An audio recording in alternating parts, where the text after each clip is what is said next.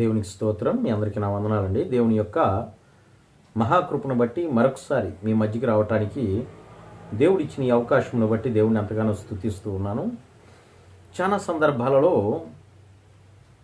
మన పక్కన జరిగే కీడులు లేదా పక్కనున్న వారికి వచ్చే నష్టాలు, ఇబ్బందులు, వీటిని చూసి మనకున్న ధైర్యం తగ్గిపోతూ ఉంటుంది. దేవుని లేఖనాల్లో చెప్పబడి ఉంది ముందుగానే, నీ పక్కన 1000 మంది పడినను, నీ కుడి పక్కన 10,000 మంది కూలినను అపాయము నీ యొద్దకు రాదు అని దేవుని వాక్యంలో రాయబడి ఉంది. నీవు నమ్మితే ఈ కార్యాన్ని నువ్వు చూడగలవు. నమ్ముట నీ వలన అయితే నమ్మువానికి సమస్తము కూడా సాధ్యమని దేవుని వాక్యము సెలవీయబడింది. ఎందుకు నువ్వు అవిశ్వాసానికి చోటిస్తున్నావు? అవిశ్వాసానికి చోటు ఇవ్వద్దు.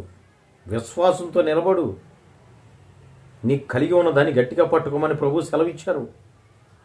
నీ విశ్వాసాన్ని నువ్వు కాపాడుకోగలిగితే నువ్వు బలవంతుడివి, పరిశుద్ధుడివి, అనేకులకి గొప్ప సూచనగా మారతావు.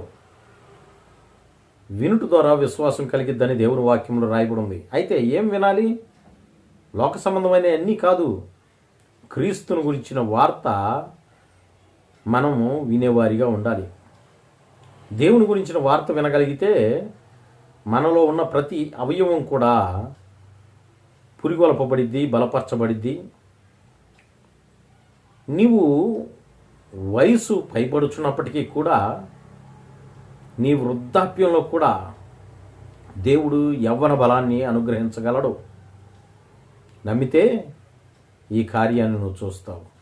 దేవుడి కొద్ది మాటలు దీవించునుగాక. ఆమేన్. మీ అందరికీ నా వందనాలండి.